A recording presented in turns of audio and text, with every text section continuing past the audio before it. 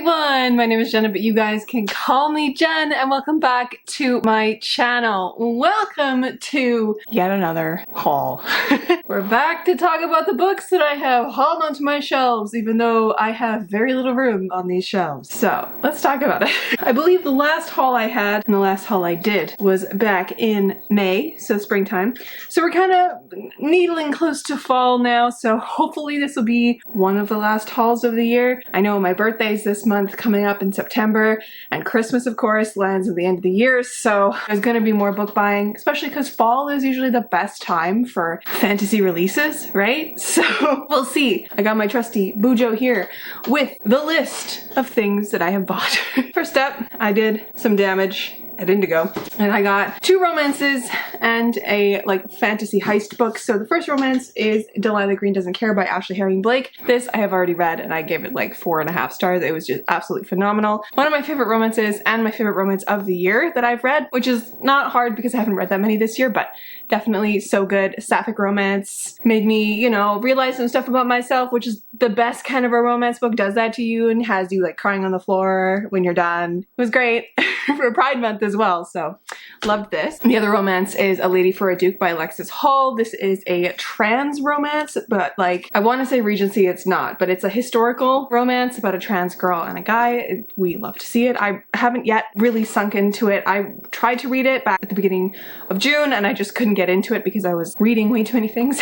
So I need to just devote the time to really fall in love with this narrative, but excited to get to that. And then I also bought Among Thieves by MJ Kuhn, which I have also read. And this was fantastic. It's a more gritty adult Six of Crows, and I actually kind of like this almost more than Six of Crows. I don't think I rated it as high as I did Six of Crows when I read Six of Crows, I think last year, but after reading this, this does what Six of Crows is trying to do in a much tighter time frame, and it's very snappy and very interesting. And it has the heist group of people, but instead of being all one big family like Six of Crows, these people are out for their own goals. And I love that about this book. It adds such interesting tension to the relationships in here, but really like this. Then we're gonna talk about the 2 arcs that I have acquired from HarperCollins. I got The Librarian Spy by Madeline Martin. I don't really know what this is about. Because I'm part of the HarperCollins team, I get the chance to pick arcs every once in a while, and out of a bunch, and then they send me one. This is one of them. I will eventually read this because I do like historical fiction quite a lot. I just never read it. And I usually veer away from World War II books, but I will probably read this at some point. And I also got the arc for Juniper and Thorn by Ava Reed. I did not like this at all, but it is a very good book. I'll leave it at that. I'll leave it at that. Then during another trip to my local bookstore, Indigo, I picked up 2 hardcovers because I had a gift card and I was like, you know what, I'm gonna use it on these. So I ended up picking up The Ballad of Perilous Graves by Alex Jennings, which is a very fun, very voicey fantasy story set in alternate New Orleans. I really enjoyed this. I think I gave it 3.5, 4 stars. Very good. There were instances where I was totally lost as to what the hell was happening, but I did really like this, and I highly recommend the audiobook if you do want to pick it up. And then in that same haul, I picked up Ordinary Monsters by J.M. Miro. This is, I believe, a historical fantasy set in Victorian England. Yeah, England 1882. I have yet to read this, but I think this coming September, October vibe will be perfect for this just tome of a fantasy to sink myself into.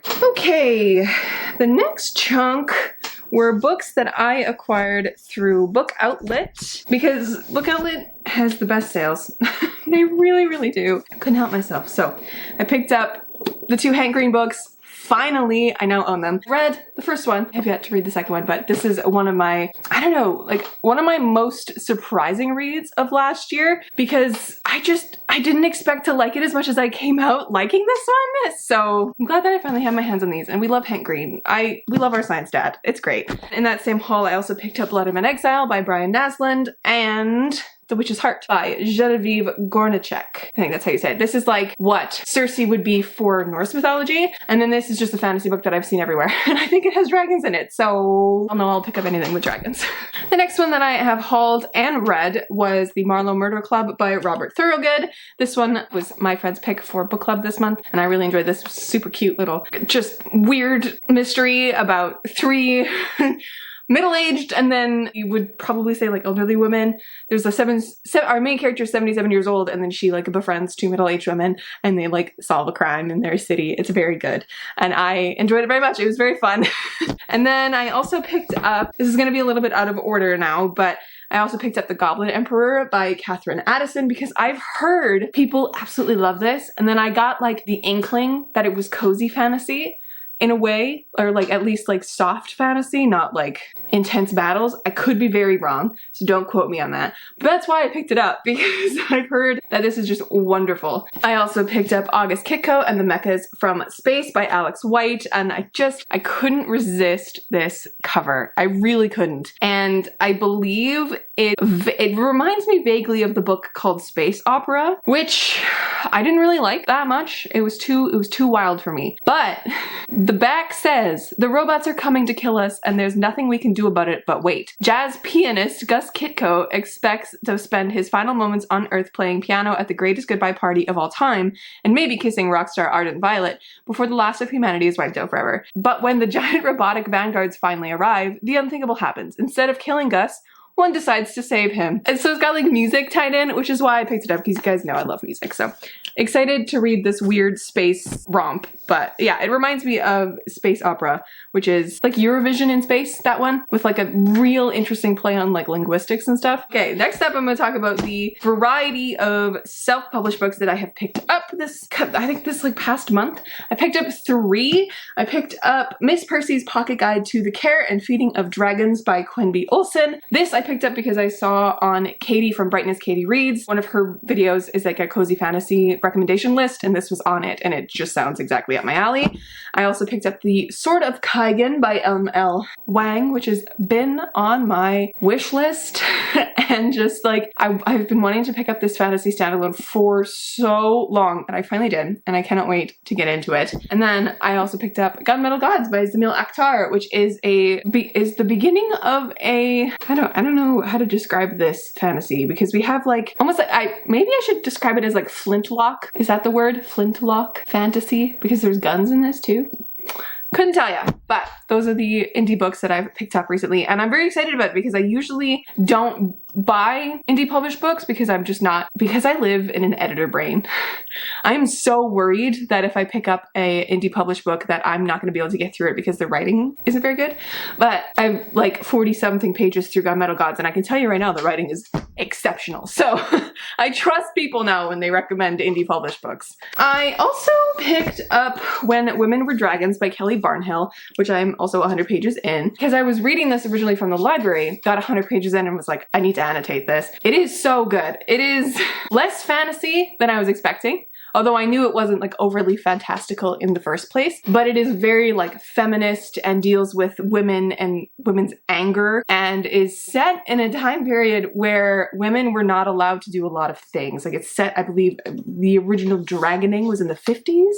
In 1955, the mass dragoning of 1955, where all these women turned into dragons and like ate their husbands. I'm really enjoying this. I just haven't had the chance to like actually read it in a little while, but I'm very excited to keep making my way through that one. Thanks to reading Truth Witch last month, I also picked up the second and third book, Wind Witch and Blood Witch, of that same series, which I am going to read very soon because I can just tell this is going to be one of those YA fantasy series that I just gobble up, and I cannot wait to keep going with this series. It's so good. Truly so good. I also picked up the sequel to Raybearer, which is Redemptor by Jordan Afeco. I was originally going to read this from my library, but I realized that if I want to read this sequel, I have to reread the first book first, and I really loved the first book, so why not own the entire duology, because they're also both like beautiful books. So I picked this up, and I think I got it from Amazon for like really cheap. It was like $13 for a hardback in Canada. Unheard of. Have this one. Very excited to reread that duology and actually finish it, because I tried to read a little bit of that book when I actually got it from the library originally, and I was like a chapter and I'm like, I don't remember a thing from the first book, so we need to go back reread, and that's on my memory, not on the actual book. I also this month or recently decided to start collecting a few books. I ended up previously picking up Becky Chambers' The Galaxy and the Ground Within, hardcover in this cover without realizing that I don't think they made hardcovers of these covers when they originally released the first and second book, because I cannot find them anywhere online. But I did find the third one. So now I have books 3 and 4 of the Wayfarers series by Becky Chambers in this beautiful hardcover vibing type of style. So who knows what I'm gonna do for books 1 and 2, but I do want to collect them eventually because I ended up borrowing them all from my friend when I first read them. So those are great. And on the same topic of Becky Chambers, we're gonna talk about Prayer for the Crown Child, which is the sequel to A Psalm for the Wild Built, which was my favorite book of last year. So I cannot wait to pick this up. This is actually one of my pre-orders that I got in, and I will talk about the other ones that I got in a second. But talking about collecting books, I am slowly replacing my hardcovers or my paperbacks of Gideon and Harrow because I found the hardback copy of Gideon online on AbeBooks, I believe, and I just got the hardback for Harrow the other day on Book Outlet. I have another order coming to me. I know my wallet hates me right now, but I'm excited about this because I pre-ordered Nona and it's a hardcover version of Nona, so I want them all to match. And I love this series so much, so I invested. I invested in the hardcover. The last couple books here that I'm going to talk about before I talk about the pre-orders that I've also got in, I picked up The First Sister by Lyndon A. Lewis. This is a sci-fi that I have seen in so many different places. I've heard very little about this sci-fi, but because I'm on my sci-fi journey, I wanted to branch out and get this. And I've heard it's queer, so I was like, yeah, I'm in. And then I also picked up the second and third of R.F. Kuang's The Poppy War trilogy because I want to do a reading vlog where I read all 3 in like a weekend, which is probably gonna be a really dumb idea. But when I first read The Poppy War, I didn't like super love it, but I think that's just because I read it at the wrong time. I wasn't in the headspace for something so dark. I picked up the rest of the trilogy because like these books sound like something I'm gonna absolutely love, which I really hope they are, or at least end up being like a 4-star series for me because I would love that. I would actually love to enjoy these books so much, but it was on a complete whim that I did so because the second book has been out of stock everywhere for months. I don't know why. I don't know why. It's specifically the second book that's been out of stock for so long, but that's kind of what's happened. But as soon as I saw it come back in stock on Indigo, I ran and I picked it up and I got the last one in the store. And of course got the third book on top of that. But excited to dive into those when I plan on doing so. It'll probably be this fall sometime because I do want to do a reading vlog for that specifically. And the last book that I hauled that wasn't one of my pre-orders is Tomorrow and Tomorrow and Tomorrow by Gabrielle Zevin. This I've seen all over the internet and I wasn't planning on picking it up. I was actually planning on reading it through my library. But then I saw someone on TikTok describe it in a very specific way that made me run to Amazon and pick it up. And it was also on sale on Amazon, so I had to. Like the hardback was less than the paperback on Amazon, which blew my mind. So picked it up and I'm excited to read it, truly. Also, this back portion is just gorgeous. This book is beautiful. And I'm excited to get my heart ripped out because I've heard it's very sad. Let's talk about those pre-orders that I mentioned because there are 4.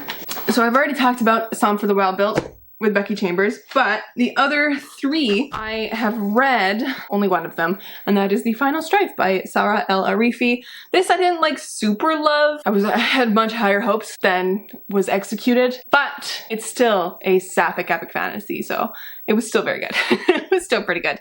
And then the other 2 I have, of course, are Blade Breaker by Victoria Aveyard, which I meant to read this month alongside A Prayer for the Crown Child, but the more that I'm like looking at my TBR for August, if you didn't see that extra video, it's probably going to be pushed to September because I have too many books on the go and that I want to read before the end of August. So probably will be pushed to September, but that's okay because it's like one of my most anticipated books of the year, and Realmbreaker is one of my favorite books ever. So I'm gonna reread that and then dive into this and just live my best life. And the last book that I got, and the last book that's part of this haul, is The Book Eaters by Sunyi Dean. I'm so intrigued to dive into this book. I think that's the right word for it. This is a lot smaller than I thought it was gonna be. And also this is like the international paperback edition, so it's she large. But I'm so intrigued. It's about these people who eat books for sustenance and for other things. And apparently it's a story about like motherhood too. I'm intrigued. In my head, this is gonna be like a literary fantasy. So we're gonna see what it ends up being like, but I'm excited for it nonetheless. All right, my friends, that is everything from me. Those are all the books that I hauled in this past chunk of time since the spring. And I am excited to read the ones that I have yet to read. Let me see actually how many I have read of the ones that I have hauled. 8. I've read 8 of them. Of all of these, I don't know how many there are, but I've read 8 of them, so I need to, and I have another like 7 books on their way to me from Book Outlet right now. Oh no, I need to carve into my TBR because I have a feeling it's just grown exponentially. Oh boy. Anyways, my friends, thank you so much for hanging out with me, and I will catch you in another video very soon. Stay kind and keep on reading.